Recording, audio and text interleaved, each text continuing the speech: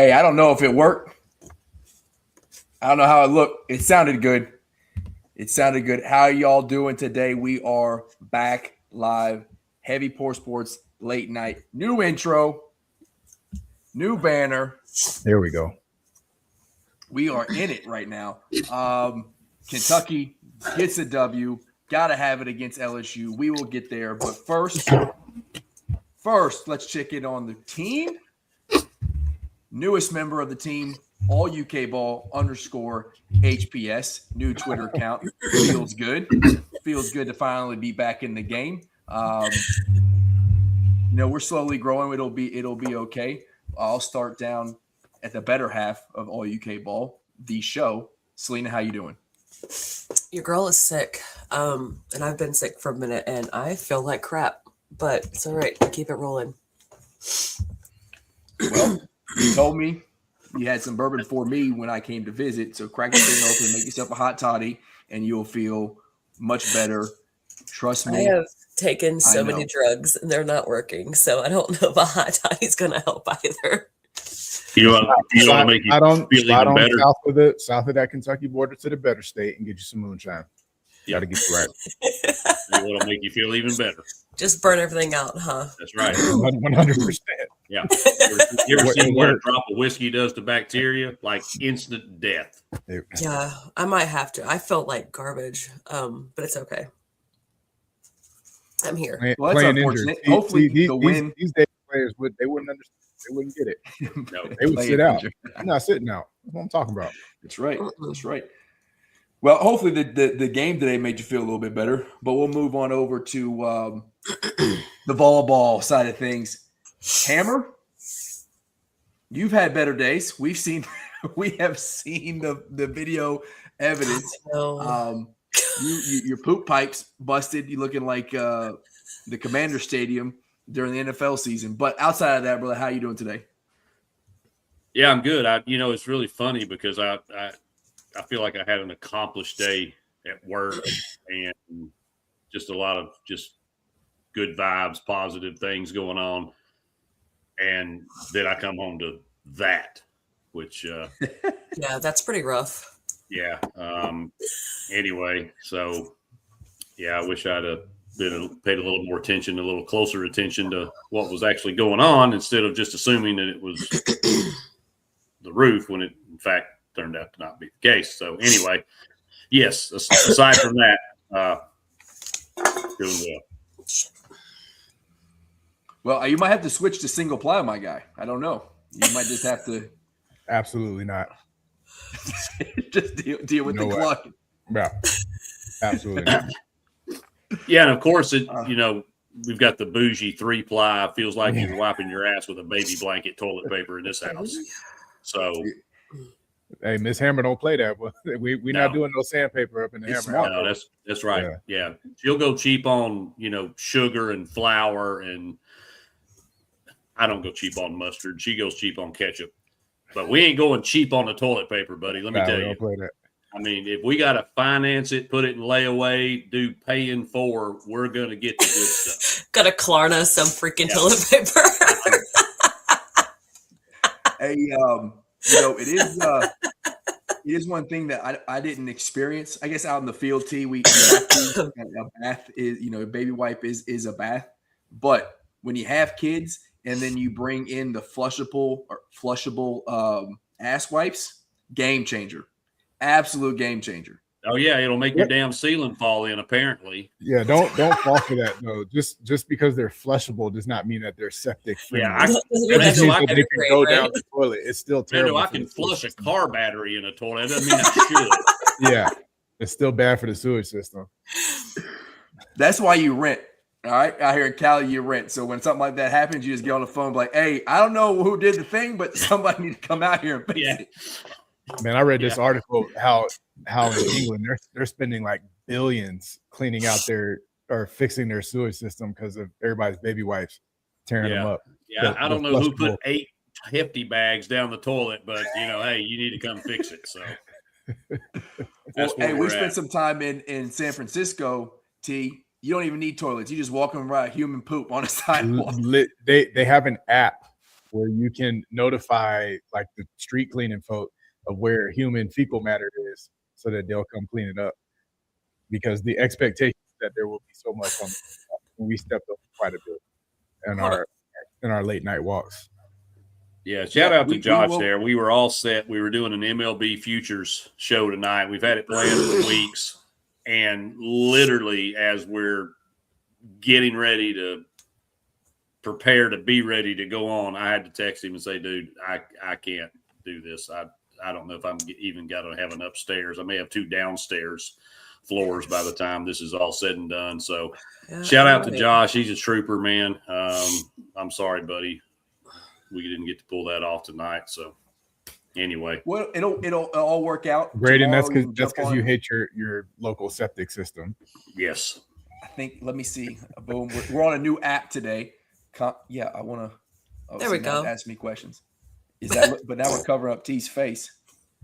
That's all right. That's probably for the better. Probably for the better of the show. Is there not another way to do this? No, we need T in all his Tennessee glory on this thing. Just cover my face up. I'm sick. I don't care. What if we go wide view? Oh, tall view. There you go. There's less of them there. Yeah. We'll figure. We got to figure it out.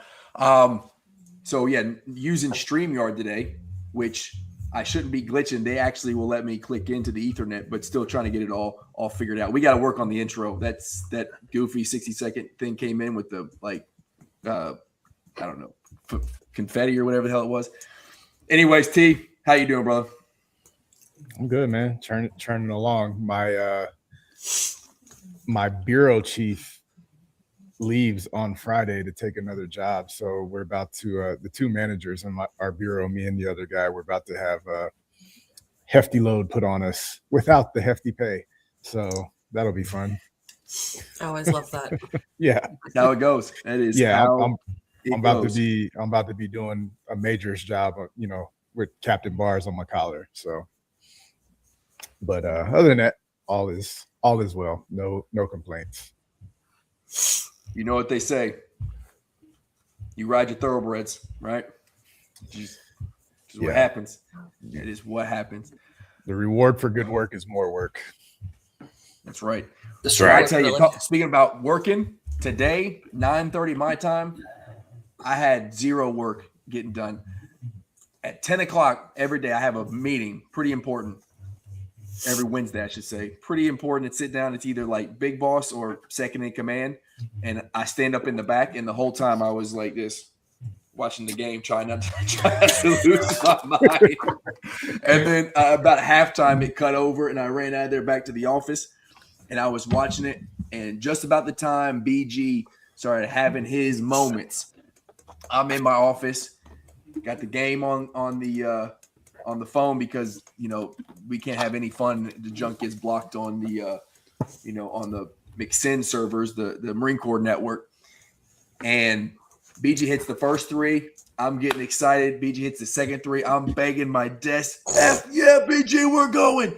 And my number 2 deputy chief, right? So he comes over and he's like, hey, what are you doing? And I'm like, bro, I told you Kentucky was playing. Like I told you that this is going to happen. Don't come to my office. They're playing. He's like, I'm trying to do a Zoom interview for one of these police officers getting rehired. And he doesn't know. I'm like, oh, that's my bad. He's like, yeah, we hear you through the wall, man. I was like, well, tell him that I'll be gone by the time he gets hired anyway, so you don't got to worry about the craziness. So I definitely ruined the interview for that one. Good job, Brando. Yeah, well, you just, it's good to know the working environment you're coming into before you come into it. I agree. But Selena, yeah, give me your thoughts on the game. It was close there for a minute. We actually got down 1. We did. I think under 10 in the second half, and then we stretched it out. But what were your thoughts of the game in a whole? And then, give me your BG thoughts for sure. I mean, it sucks that we played on a Wednesday, but we did. It is what it is. We won. That's all that matters, right? Now we get a rematch with Missouri, which we gave that game away last time. So hopefully we'll do that again. There were some defensive lapses, just losing people randomly. But that is what it is.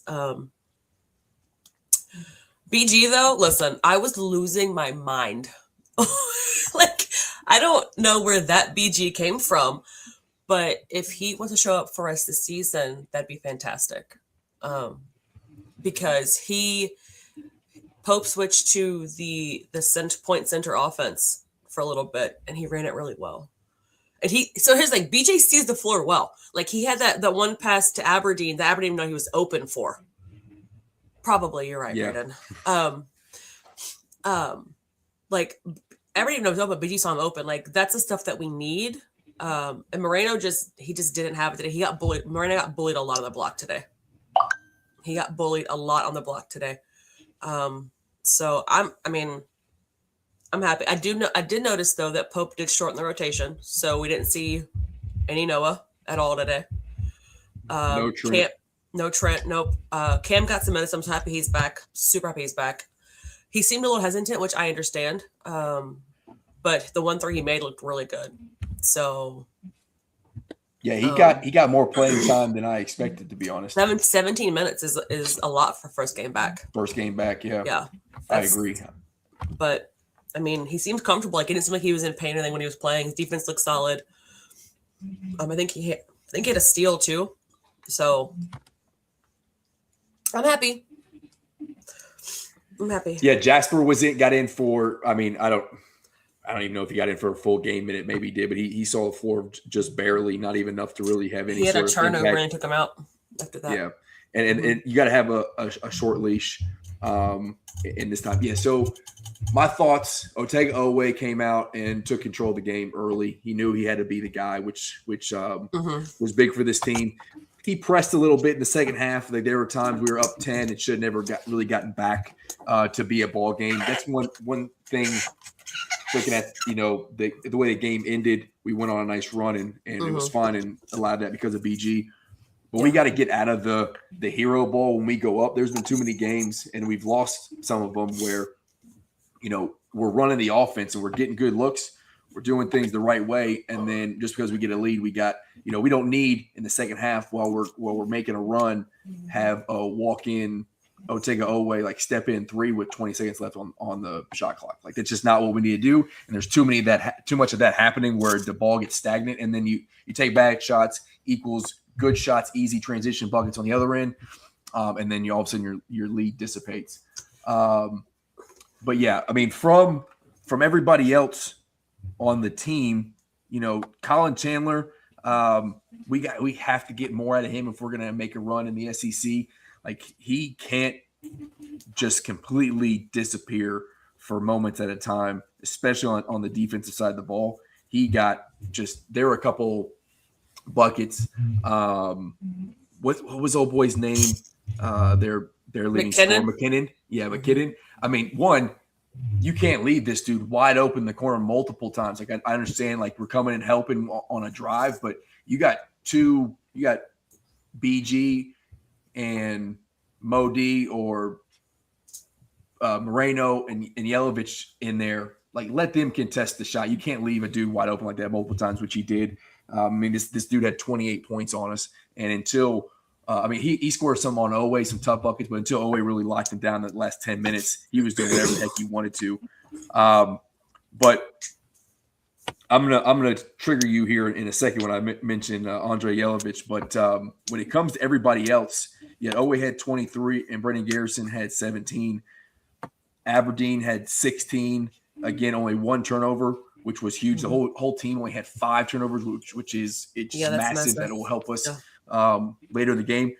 We only shot 27% from 3, still put up 87 points. So there's a lot of positives to go around in this game, even though we didn't have collectively a bunch of top scorers. We had 2 guys. One of them you didn't really expect in Brendan Garrison. One of them you expect every game in Otega Owe.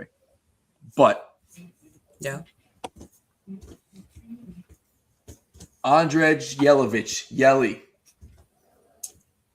our guy. Yes. The X factor for this team, I think. Who can really unlock some potential from that stretch 4 spot. Dropped 7 straight, I think, right? Post up move. Takes a guy off the dribble from the left wing. Today. Hits a 3. And then Moreno gets in foul trouble. And next thing you know, Pope pulls him to sub in BG and Malachi Moreno. Modi, yeah.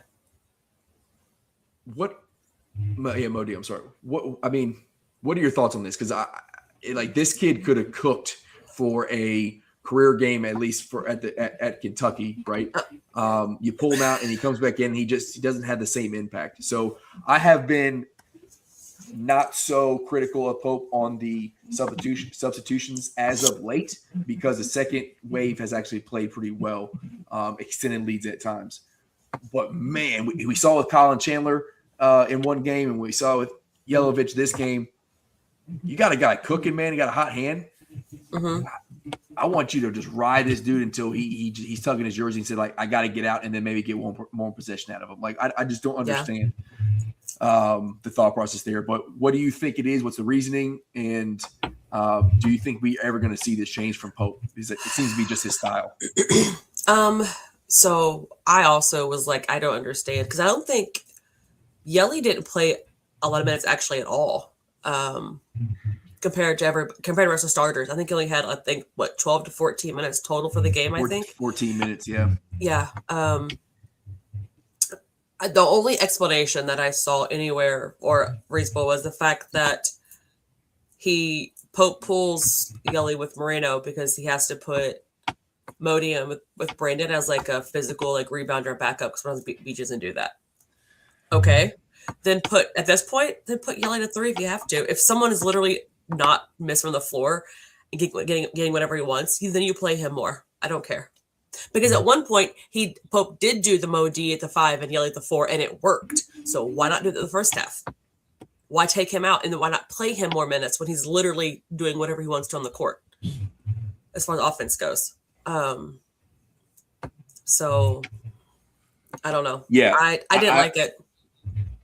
Yeah, and he hits his first 3 shots. He hits the bench, comes back in, jacks up a 3, misses it, and then really he made some good defensive rotations. Like there were times where we got stuck in a pick and roll, and he came and saved us on the backside, and helped defensively. It led to a couple fast break transition points.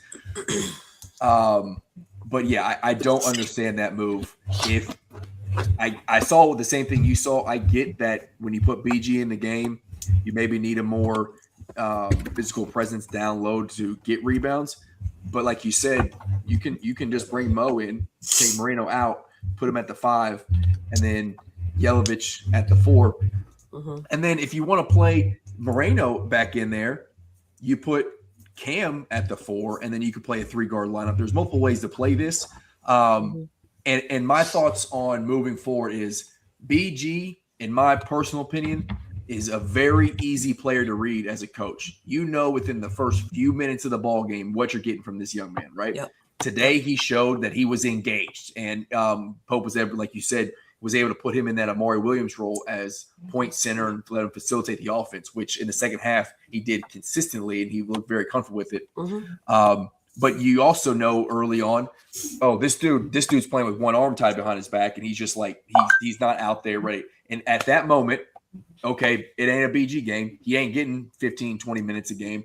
Now we're gonna ride Moreno and Modi because they've been consistent, and now I can put Yelovich on the floor with one of them to score, bring Cam in to play that Trent Noah role that Trent got minutes when Cam was hurt.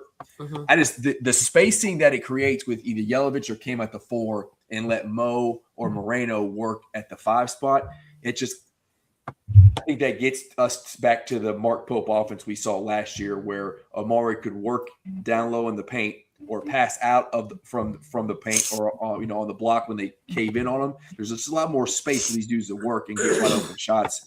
And I think that helps Colin Chandler out because he's just hasn't been able to figure it out when they put pressure on him.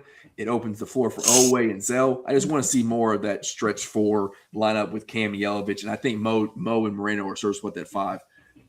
All that being said, throw it out the window. If you're going to get consistent minutes like this from BG, you got to play him. I just don't know if consistency like we saw. I think that might have been a flash in the pan. I hope I am wrong.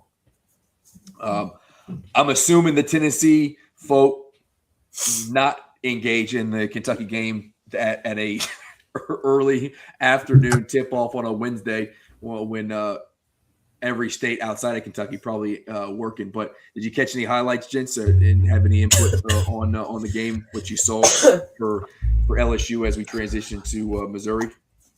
I just saw they didn't cover. That's all I needed to know today. What'd you take? Did you take LSU in the points? No. Sorry, dude. What was the spread? I didn't even look. 8.5.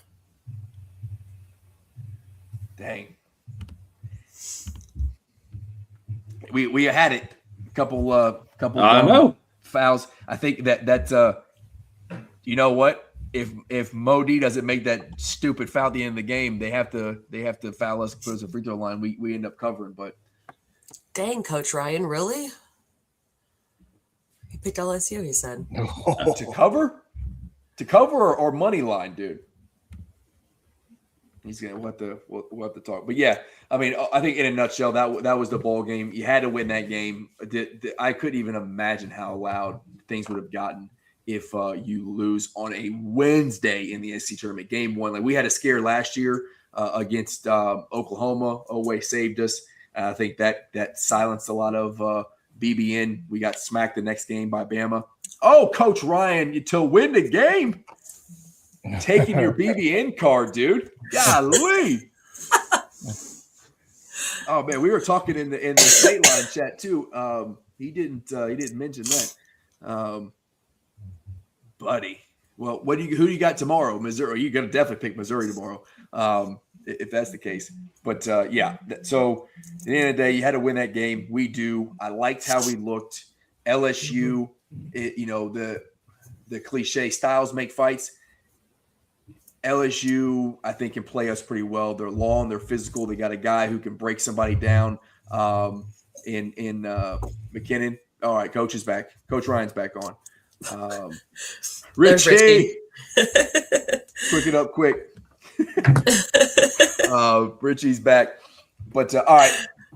But what we do know, we'll talk. We'll take a break from Kentucky ball. We'll get to the Mizzou game, but we know Baby Pearl and Auburn go and beat Mississippi State today, right? They play Mississippi State. Yeah, That's right. Yeah. It was close at half. I think they were actually down at half. They go on like a 20-2 run in the second half and never look back. Actually looked like a decent ball club in the second half. But now you know who you're facing tomorrow. How do y'all feel playing Auburn potentially without Nate Ament? I haven't seen anything. Has he been listed in the availability report yet? Questionable. he's questionable. Questionable. All right. Do you think he plays? Do you want him to play? And then I guess give me the outcome if he does play. What you think? If he doesn't play, what do you think? I don't think you play him because whatever we're gonna do in the actual tournament that matters, we're not doing anything without him. Barnes is gonna ride him 37 minutes come tournament time. So if he's 65% tomorrow, he's gonna stay at 65%. But if you rest him a little more, then he can get a little healthier. So and all the projections show that our seeding doesn't change if we lose first round or if we win the entire SEC tournament. So Rust is a little concerned because obviously he hasn't played in a while, but you got to have him healthy. So if he's not ready, which if he's questionable, he's clearly not 100%. That means he's probably below 70%, right? I wouldn't play him, particularly because Auburn hasn't proven to be. I mean, they have moments because they beat Florida, right? But generally, Auburn hadn't been that good. So, and I just really, short of it being annoying, wouldn't really care if we lost. Yeah, I mean, outside, they haven't had a great season. They beat us. Whatever. Ticky-tack call. Should have been there in the first place. We'll get into it. They do have probably the most impressive win in college basketball this year, though. When they beat Florida. They went to Gainesville and beat Florida. Now, I think Florida a little bit different team right now. Like, they are clicking. But they do have an impressive win. So they do have to be put together. And they are a fingernail away from beating Alabama in their arena, right? Wasn't that Alabama? They pulled that win from them. I can't remember. A&M. Anyway, A&M. Thank you. So less impressive for a game-winning shot. But anyways, Hammer, how do you feel about it, either with or without Nate Ament? No, I 100% agree. And T and I think talked about it. I think you said him. I don't think you play him at all, because just like T said, whether we get sent home tomorrow or we win the thing, at best, the best possible scenario would be Tennessee moves up one spot, one seed line, and it's not going to matter. So you don't play him. And Troy Henderson and Amari Evans both are also listed as questionable. With Henderson's going to have shoulder surgery at the end of the season, whenever that might be, and then Evans is dealing with similar issue that Nate Ament has with an ankle. So both of those guys are going to be questionable and may not play a lot of minutes either. So at this point in the season, our only shot at anything comes from getting a favorable draw in the big tournament, and hopefully somebody knocks off somebody along the way and you get a good matchup. But I've said for weeks, I think this team's ceiling is the Sweet 16. I think at best we're a 6 seed. I've seen some 5, some 6s. We should be a 6, and we're just going to have to rely on the favor of Thank you. the favor of the matchups and the draw of the region. I don't think anything we do in this tournament helps our cause. So I would much rather see us be as healthy as we can be, go into the NCAA tournament, and this isn't a mid-major Cinderella kind of deal. I mean, this is a team that's had back-to-back Elite Eights, so anything can happen. Catch fire. I don't expect to go far, but get a couple wins, compete in a Sweet 16. That's going to have to be a good season for this team, because this team could easily be 26-4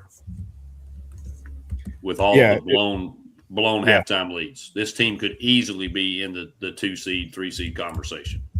Yeah, it's crazy. We can beat folks, and then we can also lose to anybody. So that's it.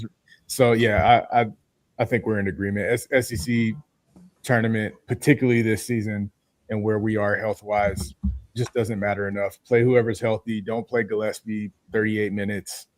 Whatever happens. Try to get healthy for the big tournament. And because that's our only chance. I mean, winning the SEC is nice. Don't get me wrong, but that's not going to go. That's not going to go very far for your program. We all know it's the big dance, and I don't hate the matchup. I mean, we typically play them well regardless, and especially this is not a particularly good Auburn team. They're defensively not very good. So I don't know. We'll see. 5.5 seems like a lot of points to me. Yeah, we won the tournament. What was it with Kennedy Chandler, or did we win regular season with him and then win it with Dalton? One or the other, whichever way it went. But nobody. Look, I can't even remember. So that's how. Yeah, not really that big a deal. It is. Yeah, it's cool, but just March Madness is what matters. So get healthy for that. Yeah, I think the SEC tournament means something to Kentucky fans for sure, and maybe that's because there's a lot of folks who remember where it was the Kentucky Invitational. Like we were winning it most years before the SEC really turned it around. But I was on Round of Shots on Sunday, and my thought was, if we want to get to Sweet 16 and then just have a puncher's chance to get to the Elite Eight, I don't know we can play 5 straight games. Yeah, you don't play until Thursday or Friday, depending on the seed line. But I don't know if with our roster you can play 5 straight games, leaning on Otega Owe, Zell, and then Colin Chandler. Probably between the two, Owe and Zell get at least 35 minutes a game, and then you get the rest at least 30 plus from the other starters, I would imagine, unless other bench folks really pick it up. But then you get to Thursday, Friday, you play an NCAA tournament. Like, I don't know if you can expect to lean on them, especially at an 8-9 team where you got to play a really good team in game 2 to get out of the first weekend. But the majority of that panel was like, I feel good if we go on a 5-game run at SEC tournament, even if we don't get the first weekend. Like, I'm taking the SEC championship or tournament banner there. So it does seem to mean a lot to Kentucky fans. I think it's lost some of its pizzazz due to the strength of the SEC. Like, we get so many seeds into the tournament now, so like your placing and how you perform in the SEC tournament does, like, it used to matter, right? Like, people would be fighting for their March Madness life, and if you don't perform well enough in your conference tournament, then you're off to the NIT, and that's not the case anymore. Between us and the Big 12, like, we're sending 23 teams or something crazy, so there's just not as much at stake, and when there's not a lot at stake, then stuff doesn't matter. That's why nobody cares about the bowl games anymore, because there's nothing at stake. Like, dudes aren't so when you're sending 11 of your teams to the tournament, then it kind of changes the value of the conference tournament, because I'm old enough to remember us playing for our tournament life in the SEC tournament. Right. And some we go deep enough to get a bid and get in the tournament. It was, and I understand, Kentucky's perspective on it, that's you guys kind of feel like, well, this is our tournament, and for periods it sure was, but that's where Catlanta came from, man. Which so that's just not outside of loving Nashville. That's just not, and it's fine to put value on it. I'm not saying I wouldn't want to win it. I mean, that's not what I'm saying. It's just I don't think that's where the true mark of how good a team is comes anymore, because we've seen, look how many 1 seeds we've seen get knocked out of conference tournaments already. In granted mid-majors, but these are teams that just absolutely ran roughshod over their conference all year, and then they get knocked out. Liberty was the latest to have that happen today. But talking about the minutes, Rando, this is we've been, T and I especially, been talking about it all season long. You guys have kind of been bitten by this bug over the last couple of weeks. This is the time of year where all those minutes that you piled on show up. When you have to play 3-4 games in 2 or 3 days or 4 or 5 days, and then you turn around and have to play on a Thursday, Saturday, or a Friday, Sunday, and then go home and then regroup and then travel back out and play another Thursday, Saturday, or Friday, Sunday. That's where those 35 minutes a game, that's where they show up, and that's where they bite you. That's what I'm worried about. That's why I don't think this team will go past the Sweet 16. I'm not saying you guys won't. I'm saying Tennessee probably is not going to make it past the first weekend. If they do, they won't go any farther. Yeah, and I mean, I think both of our teams have dealt with this, though, because didn't y'all say one of your games, Owe bounced it off his foot or something at the end of the game? End of the game, driving downhill. You got exactly the play you wanted. He just dribbled right off his foot. Yeah, and so many clutch moments Gillespie has made an error. I am not one of the Tennessee fans who in any way doesn't want Gillespie. I'm not like ready to move on, any of that stuff. But he's made errors in quite a few clutch moments. And that almost every single time is after playing 36, 37 minutes or whatever. Like, again, Zakai Ziegler was a unique beast, and dudes that can play 4 years of not his freshman year, but you know what I'm saying? Like years and years of all these minutes, that was super unique. And so Gillespie, you can look at him like he's built well. You can tell he's in shape, he's fit and all that. But 37, 36 minutes, 34 minutes a game, that wears on you. And I think we've seen that at quite a few times this season at the end of the game. And it sounds like maybe y'all have dealt with some of the same. Yeah. So, I mean, and we're all former athletes of some flavor on here. You know what it's like when you get exhausted and tired. It affects you mentally. You start making dumb mistakes and you don't do things that to do. So that's another piece of it. It's not just the physical toll it takes, but also like the mental acuity and the sharpness. You stop doing things out of habit and get off your game. And I noticed Coach Ryan there, Tennessee going west. That's been my biggest fear. That's why at the time when we were in the conversation of the 4 or the 5, that's why I didn't want the 4 seed.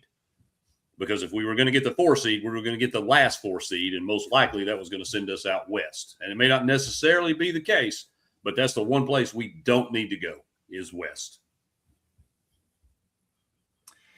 Yeah, it's funny how that when you start getting into the seeding, you're like you'd rather bump a line to get certain matchups. And it's like I'd much this rather year be the first 5 than the fourth 4. Yeah, and this year, I mean, I think there are some 2 seeds that are gettable early, but man, these 1 seeds, I don't know, man. You got to be real lucky to get one. I don't know, how Duke missing one of their guys is really going to affect them long term. So maybe they have some. Maybe if you do get them, they're gonna have the whole ACC tournament to be kind of figure that out. So it's not really like you're getting into a tournament. They got to figure out how to replace a starting guard. But these number ones, man, I don't see it happening, which is important, I think, for Kentucky to get to Friday, right? You get to Friday, I think it's impressive enough. Now you play Florida, if you can get a win, get to Saturday, that's really good.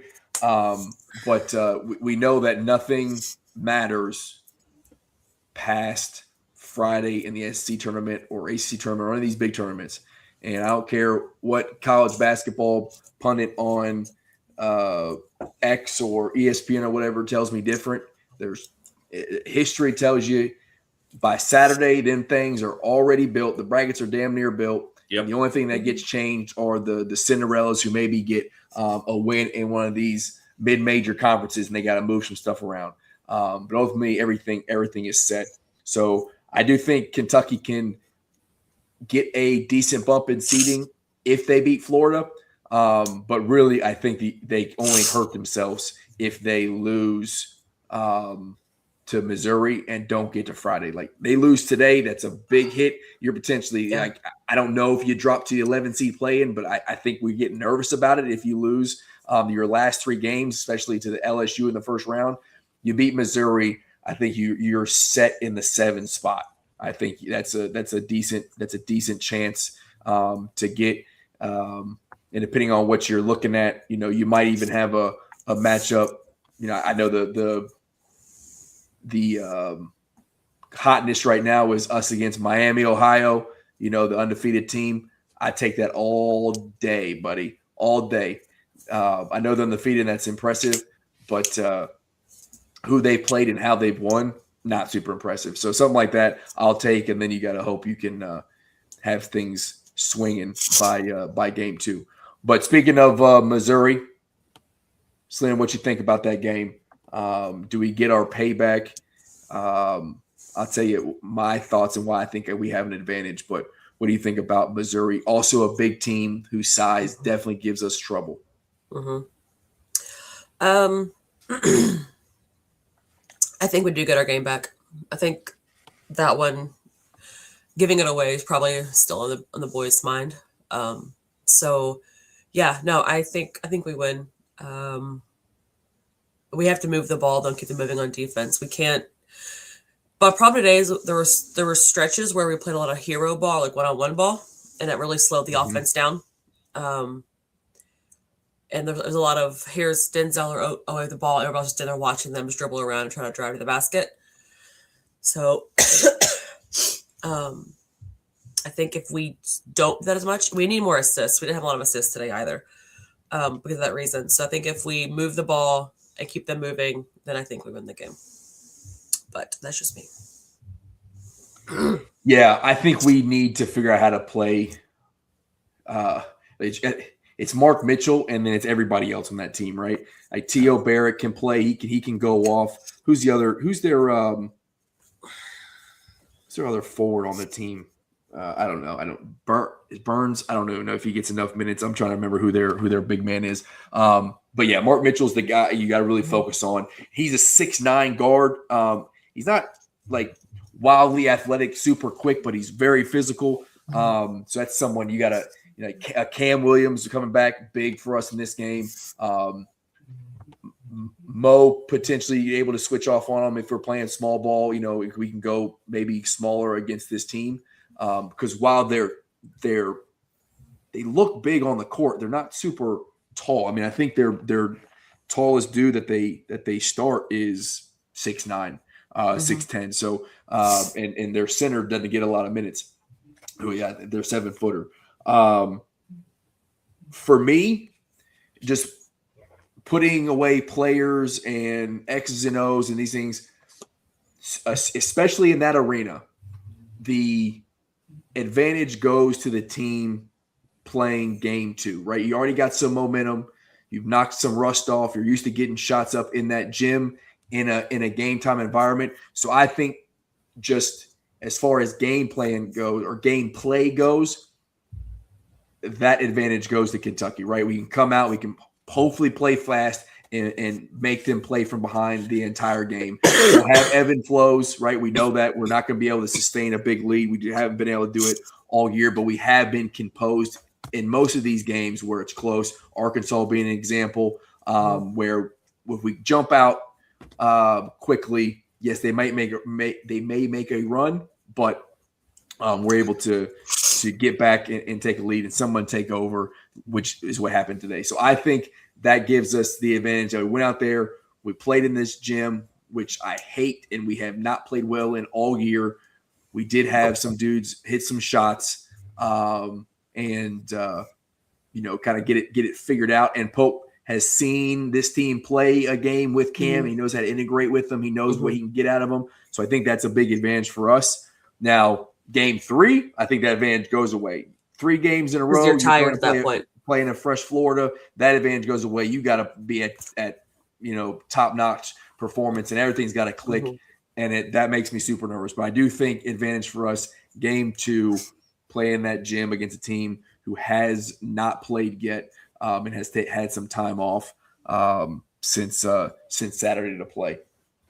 But yeah, we'll see how it goes. It's going to be an important game for us seeding wise, and then we'll see how things shake out and what it looks like Saturday for the happy hour show. We'll move back over Tennessee, Auburn. I talk about the advantage they've played, but seems like you are indifferent. You two are indifferent to the game. But what are your thoughts on do they get the W? Nate, I assume he doesn't play. I think that's probably the best option. Or if he does play, again, it's just enough to knock some rust off, and you're not really risking re-injury. What do you think the score is? Do you get a W? Hammer, it sounded like you didn't think they were going to cover, but what are your thoughts when the final whistle rings? I mean, it's really tough to gauge because not knowing if there's only one guy in our backcourt that we know is going to be on the floor, and that's right. So if we can kind of replicate some of that front court play that we had in South Carolina, then I think that definitely takes some of that pressure off of Gillespie with or without Ament being on the floor. But again, it's just Auburn is a Jekyll and Hyde team. They played I've watched them play some really good basketball, and then I've watched them play some South Carolina-esque basketball. So it's really tough to know which Auburn team you're going to get, right? So I don't know. I just don't like I'm not like an aura or a vibes guy that's for you youngsters and hippies, but I just don't have a good feeling about going into this tournament. And I don't know if that's necessarily hangover from losing to Peabody, or if it's just I know we're just not going to go very far in the big dance. I just don't have a good feeling, and I could easily see Auburn getting a little hot and us having one of our second half meltdowns and going home. So I don't necessarily say we lose, but I don't think we win by 6 or more. I hadn't thought about that. That's actually a good point. I had been pretty indifferent. I don't know that I felt good about this game, but I may care a little more about maybe win this game and then lose in the second round. Because if we're going into March Madness like on a losing streak, and we're on a pretty, what are we, like, drop 3 of the last 4 or something like that? So for the vibes, that's not very good. But if we win, we do get Peabody again. Yeah, and then I wouldn't want to lose to them again. Right. But that would not feel good going into March Madness losing 4 out of 5. Yeah. I mean, we can take a little solace in the fact that we didn't have a Mint on the floor, but at the same time, him not playing and us getting knocked out in our first game, we don't know what we're going to get come Thursday, Friday next week either. So there's just nothing, Rando, that I can just be very positive about. And I'm not an orange colored glasses kind of guy. I tell it like it is. I just don't have a lot of confidence, and there's not much for me to get excited for right now about this team. There's more questions than there are answers. With Evans being hurt too, I mean that bothers me. that's a Mint out and then his backup out. Yeah, that concerns me because we know what we've got behind those guys, and if Troy Henderson needs shoulder surgery, then Troy Henderson's not 100%. So our backcourt very much concerns me, and I know we say it, he can't do it. We see him do it week in, week out, but Jacoby cannot play 37, 38 minutes in this game. He just can't. Yeah, I think if you hold a gun to my head, I'd probably say we take the L. Yeah, I would take Auburn to cover, put it that way. And I'd take the under in your game with Mizzou. Man, vibes not great. I'm still trying to not great. I say under because both the adjusted possessions and tempo you're both kind of on the lower end of that. And I know you played today, and I know you put up some numbers, but the first game didn't even come close to I think it was 140, 141, something like that. And I think this game's sitting about 150. I just think it's an under playing in a neutral court, especially Mizzou. I think they'll be a little rusty. Yeah, and Jay Crooms is in the chat here on X, not on the live stream, but he was talking about Missouri and it's just like that, like they're bigs, the dudes who they play at the 4 and the 5, not super skilled, but they are bullies, man. They try to beat you up, and they were very successful at doing that in Rupp and got us off our game. Yeah. Consistently in the second half. So yeah, they're not, but they're well coached. I will say that they are a well coached basketball team. They've gotten wins that they should not have. Yes, talent wise this year. Their record's better, I think, than what the team actually is, and I do think you guys can get them. I mean, I do. I feel good about this game. I felt super nervous about LSU because I did not know how we were going to come out in that gym. Pope made a very interesting decision to be the only team to turn down a practice. Yeah. And I get he wanted the psyche behind it of like, hey, I'm trying to make everything exactly the same as when we'd have a Wednesday game and not make this special. But like, dog, you have lost by a combined 60 points in that gym this year. I would get some shots up. You know what I'm saying? Like, I might want to see a couple go in. But yeah, that would have been a heavily scrutinized decision if we don't win. Doesn't matter. We do. And BG, buddy, maybe you just stop practicing. Maybe that's what it is. You just don't practice and you get your shots up in the game. Okay, so Tennessee fans, at least the ones on our show, not feeling great about tomorrow. I think you win. I do. I think you win. Mainly because Rick Barnes is a better coach than Baby Pearl. You're coming off the loss to Vandy. I think he does want that, and I think the team wants another shot at Vandy. And if Nate Mint doesn't play today, Nate Mint plays against Vandy. That is my prediction. Y'all win. Nate Mint gets in there and plays on Friday. I would agree with that. I think if they win and Mint is at risk of, or not at risk of injuring further, like if it's just a pain tolerance thing, then I think he goes because I think he wants a little piece of that Peabody pie. Yep. And then if you get past Friday, I do think you got a chance to jump a seed line there. No, But you don't think so? nope. Probably not. But it even if we did, it still doesn't. You don't think you're a definitive 4 seed if you get past Friday? No, I don't think we're a 5 seed if we get past Friday. I think if we win the tournament and we won it convincing, we might bump up to a 5. I think we can put I think we can have our mail sent to the 6 seed line. I think we're locked in there. Yeah. Wow. I know. I think we're 5 or 6 as well. Yeah. There's no way we're a 4, and I don't know that we could get to a 5. And Lenardi, or the bracket guy, he's basically said as much. Like a day 1 loss or an SEC championship doesn't change Tennessee's. I don't think it does. Seeding. I have not paid a lot. I just seems like you guys. You finished 5th in the SEC, just behind Vandy. Where'd y'all finish in the SEC? Was it that high? I think it was because we won that, then we would have gotten a double bye. So we must have finished 5th. My other thing though, I would rather not play all the way through the weekend because Gillespie's going to play 36, 37 That's minutes. the other thing, man. Boswell, so is Felix. I'm just the same concern that you had. I'm not trying to run our guys into the dirt before the tournament. Yeah, especially if we're down a couple guys. We don't need to be going out there playing our starters 35 plus in, I won't say meaningless, but in a tournament that's not going to help us. How's that? Yeah.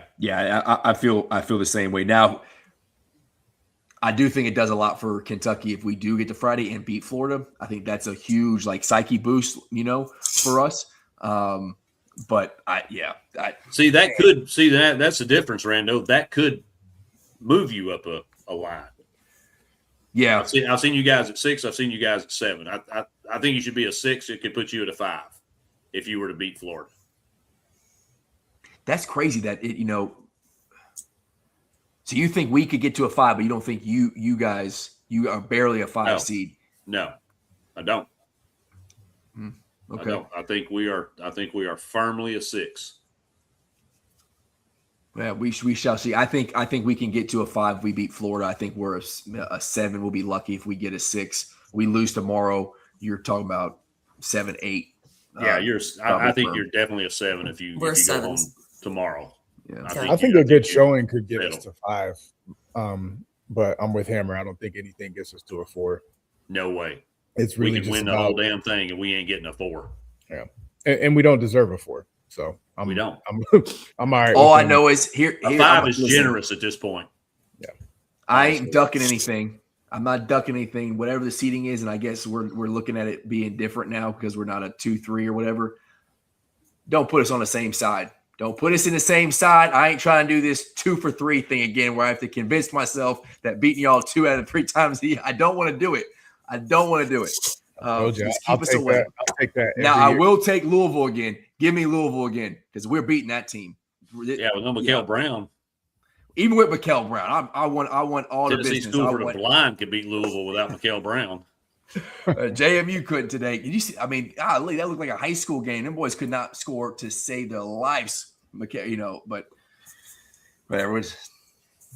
We don't have the AB not on here, so we don't sit here and talk about Louisville. They don't deserve it. But yeah, so I think we get the dub tomorrow. Selena thinks we get the dub tomorrow, and then we go play Friday. And I don't know. I will hope and pray, but I just don't see that happen. That team is looking very good. The only way we get them is if they're super rusty and we're not completely dead. Any other games that you're interested in going in to tomorrow? I'm very interested in the Houston BYU game. Same. And I think Iowa State Texas Tech is going to be really good. That'll be a good game too. Yeah.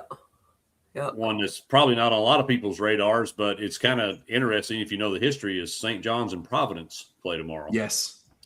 Which another interesting. There was one more. Let me let me get over here. And scroll Shout through. out to Braden for this one too. But Utah State plays UNLV tomorrow. Yes. And they've lost to UNLV twice this season. Uh-huh. And that's a get back game for them. I think they Yeah. just outright won the Mountain West. It's last season of the Mountain West.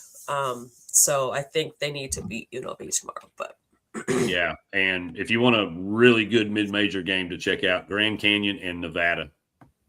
Nevada is so up and down. So is Grand Canyon. Like Yeah.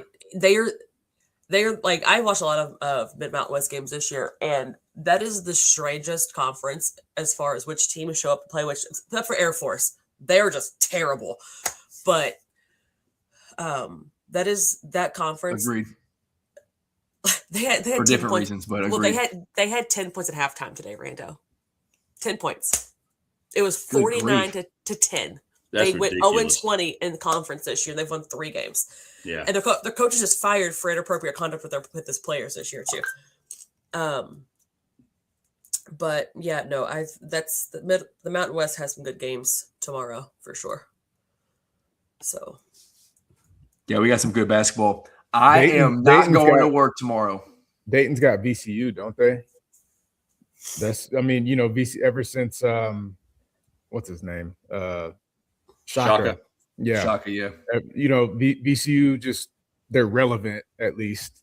Mhm. And Dayton is always relevant. So that could potentially be a cool matchup. Yeah. And Does they're just UMass a feeder to Power 4 schools, both coaches and players. mhm. VCU. Does UMass get the upset and give Miami, Ohio their one loss in the No. championship game tomorrow? No. Yeah, probably not. I agree. But strange things so- happened. So I mean, we had a 9 seed beat Liberty today. I forgot who it was, but they still beat Liberty today. So I mean, Yeah. Liberty strange went things down. happened. So Yeah. Liberty's been kind Miami. of shaky anyway. I don't. Yeah. And I mean, you could say the same thing. but I guess Miami's of they've Ohio. had a couple of close games and also they've overtime had this year. some- They've not been they've had clean sweeps as far as like blowouts. So Yeah, they've had some chinny chin games for sure. Mhm. But I don't think not this UMass team. Yeah, I'm so for the we got anarchy. I think Louisville gets back. I think Miami gets back at Louisville tomorrow. They're playing again in a very short amount of time since Saturday with Louisville getting the surprise win without Michael Brown. Miami gets that one, sends Louisville home. What else we John got? Lucas coached his butt off this year, by the way. Yeah, he's impressive, and I don't think anybody's taking him out of Miami. They got some money to pay him. Maybe he leaves there for a blue blood, but I just don't think that. Same with all this rumor about Bill Self leaving, and they're going to go hard at Todd Golden. I don't think there's the same allure to go to a blue blood like that with NIL and whatnot, especially similar and I'm saying this from experience, right? We offered Dan Hurley $11 million a year to come to Kentucky, and he said, "Nah, I'll stay at UConn. I'm the king of the castle here, man. I get played the Big East. I don't have to compete with the football school, so I get all the NIL money I want. Everybody thinks I'm a god going back to back, and he could, even with the season like last year where they're scraping by to get into the tournament, they still make a run, and he's able to do well in the portal, do well recruiting freshmen. So it's not like he's hurting anywhere. And I think Todd Gold's the same. And you're at Florida. You are competing against football, but they've Not really. Well, I think you got SEC John Summerall football though, there. it's different, right? Yeah, I Like, know. yeah. I just take it. I take a shot at them every chance I get. You I Yeah, know, because for all sure, my homies for hate sure. Florida. It's going to be tough hating old John Summerall down there, but I will do it. I will do it, but it's going to be tough hating Kentucky legend. Nah, Down Florida gets there. all the smoke, all the hate, all the time. For sure. Yeah. So, but long story short, I don't see Todd Golden leaving Florida for Kansas I don't either. outside Well- of them dropping a massive bag Yeah. and going out there. Not only that, but that would be such a pressure cooker for anybody to walk into, especially with the success that Self has had there. Like the thing he's created at Kansas, it would be it's a pressure cooker. They're not going to give someone a lot of leeway at Kansas, just like we don't at UK, right? Like that's just, it is how it is. And he's been there, what, 20, 30 years? 30 Been years? here a long time. So, like, I Yeah. mean, it's whoever whoever is the coach after him is going to have to be successful immediately, Yeah. or they're going to start losing their minds. They can't have a losing season or a halfway good. Like, they have to be successful immediately. Yeah. Plus Yeah, the women but are Gold's too coming old in with the for resume. Golden in Kansas. So Huh? I said, plus the women are too old in Kansas for Golden. Yes. Never mind. I'm not gonna say that. He likes it. Never Yeah. mind. Yeah, I'm sure they have rush nights in Lawrence as well. He'll find himself out. I tell you, and Ryan said it on here too. Like, that dude's a weirdo, and it's easy to hate him, but he seems to be one hell of a ball coach, man. Oh, he can coach It is ball. unfortunate. That's not. And he can recruit, that's not- and the staff can get talent. And he can keep talent. But Yeah, he might be the best second half coach in college basketball right now. And he can always play from the portal. He don't go after freshmen. These are portal players he goes and finds, and then he makes them in the team that he wants. And and I know we've touched on that before, and not to go off on this tangent, I won't stray far, but it's so sad, man, that unless you're just one of these just superstar freshmen that come out and are just, you have to go play college for a year, that you should be in the NBA. Mm-hmm. I mean, recruiting, it's going to take such a hit, because what's going to end up happening is a lot of these kids are going to end up going to mid-majors, play a year or two, and then they get pulled in. I mean, we've had the SEC Newcomer of the Year 3 years in a row at Tennessee. super impressive. I was going to bring that up too. Rick Barnes doing that 3 years in a row. He's exactly. obviously while it's great you get those recruits, but I mean, you get them, they're kind of a one and done deal, right? And we talked about it last night. Local kid originally here, no longer local, Caleb Holt, committed to Arizona, and that dude's going to be one and done. Yep. So it's, the portal's where it's at. If you can operate in the portal, then you can sustain a program. Operate in the portal and then get talent, freshman talent that you can keep and sustain. Just get right? that, and you develop. just need that one dude too. You just need that one dude. And even if it's like Braden Hawthorne's example for Kentucky, like you get maybe Reese sitting on the bench, at that 4 spot. Like, you look at these guys that are performing really well, Condon and Hawk and all these guys for Florida, like, they've been on the team for a while. They developed, and now they're, out there killing it. But I told this dude to come out here. So we did a awards for his for basketball today. What'd you get? What award did you get? Defensive Player of the Year. DPOY. That's what I'm talking DPOY. about. That's right. That sounds like you're proud to play for Tennessee then, buddy, because that's what we do. That's right. All defensive players every year. He said you might be able to play for Tennessee because that's what they play defense. Listen, we have had this conversation. Kentucky first, but with everything going on now, whoever's coaching at that point, and I'm sure Rick Barnes going to hang it up, hey, highest bidder. All right? Come on with it. We will wear orange if we got to. How many million? Wrong. You're not wrong. Yeah. How many M's? Yep. Hey, Pope, you going to match that? Nope. All right. Give me the hat. F it. It's just defense in Kentucky is the thing that holds the cows in. So right, come to Tennessee if you want to play defense, son. Well, if you want to hang banners, you come to Kentucky. All right. We got 8 preseason win banners. Is that what you're talking about? Hey, listen, we got that's a legitimate question. If you hadn't done it, I wouldn't have the bullet in the gun to fire at you. We didn't do it. AI did it. We didn't hang a banner. We celebrated it pretty that's good. Not what that's obviously what we're talking about. Yeah. But listen, hey, if I want to throw one more thing in there, I was watching the game today and I saw the seed line next to our name or the seeding, and I saw 9, and I was like, oh my God. It is gonna happen. All the 9s lining up this year. Now, this wasn't the one we wanted. 9 seed in the SEC tournament, not the one we wanted. But I'm just saying, omens are there. They're just showing up. Okay. The good right Lord sends me a sign, and I take it in. Right? I've got to hand it to you, Rando. Yes. You called it at the beginning of the season. You would get 9 this year. So you're right. Yeah, buddy. The 9 seed. Them jokers dropped all the way to 18. Yeah, preseason. Those preseason poll are garbage. They're they're pretty much. different It's discussion for a different day, but they should not exist. Yeah. But it Yeah, gives. that's they're it gives for talking people like points us to get on here and talk about. Yeah, that's all they're good for. Yep. All right, we'll wrap this thing up. I'm going to see if the outro works. When we hit, I don't know if I hit end stream and then outro works. If I'm supposed to hit the outro button, but it's already preloaded, so I'm not really sure how I would it say would go. I would say try the outro button. I think if you And hit then end in the stream, stream. Make sure he's going to put it off no end matter stream, what. it's gonna end the Pretty stream. sure that's how it goes. Yeah. So it's loaded as outro. So like when I hit live, it said play intro and live. I said, yeah, that's why I did it. Boom. So I think it's going to happen the same way. If not, then we'll just go dark, and I'll figure it out next time. That's right. You know, learning is occurring. But we will be back here Saturday happy hour show, and then we're going to jump on here for a Sunday bracket show. Is the plan? I think I'm going to jump on it.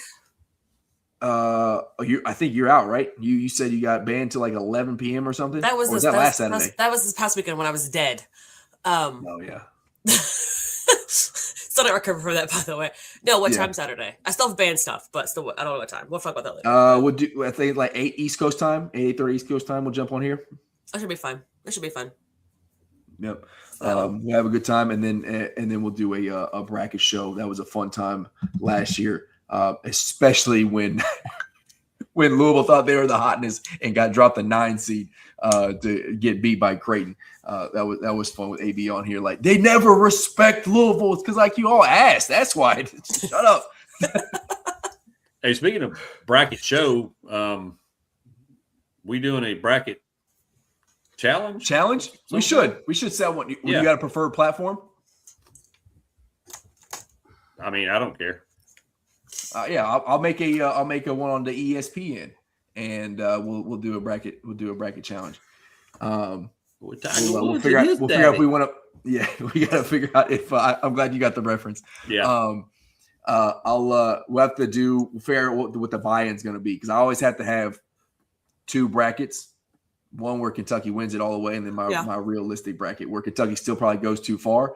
But I find it like this team could probably. Well, T and I will appreciate your donation then. That's typically how it goes. Donate to the cause, especially these sports books. But all right, y'all, I appreciate it. We'll get on here Saturday. Y'all enjoy work tomorrow. If that's what you got to do. I took 2 days of leave so I can enjoy the SEC tournament and get some stuff done before my move. So I'm gonna be happy watching basketball. But as always, go. Oh dang, I always forget this. Hey, listen, State Line Co. AllUKBall 25. These bad boys are gonna be dropping soon. I just found out that the denims are coming in Thursday, so you'll be seeing that they're shipped. So all those pre-orders you did for the denim game, they're coming out. And then, as always, our favorite shirt apparel company out there, Bluegrass-elite.com, heavy pour 15. You can get your BORder Rivals shirt, bam, right there in that beautiful skivvy shirt, OD green, or any color you want. We can still have the denim stuff on there as well. My Oneness Converse. OD is olive drab for those of you who don't know. I figured it. Keep that hat on. That's probably a good shout. Don't do that. We're not doing that. We're not doing that. Well, if somebody's sitting there watching going, man, that's not Old Dominion colors. What the hell are you talking about? Yeah. Olive drab. But again, go. Yep. You got to have it. So go to State Line Co. Get your Kentucky, Tennessee gear on there. They got Louisville stuff, Cincinnati, all the stuff that you want for basketball season, football season coming up. And then bluegrass-elite.com, heavy pour 15. Get your AllUKBall gear, your BORder Rivals gear, your heavy pour sports gear, whatever you like. And then they also have Tennessee, Kentucky stuff on there as well. So go check them out. Appreciate everybody joining us. Let's find out together if this outro is going to work. Go Cats. Go Big Orange. Go Cats. Go Balls. Peace.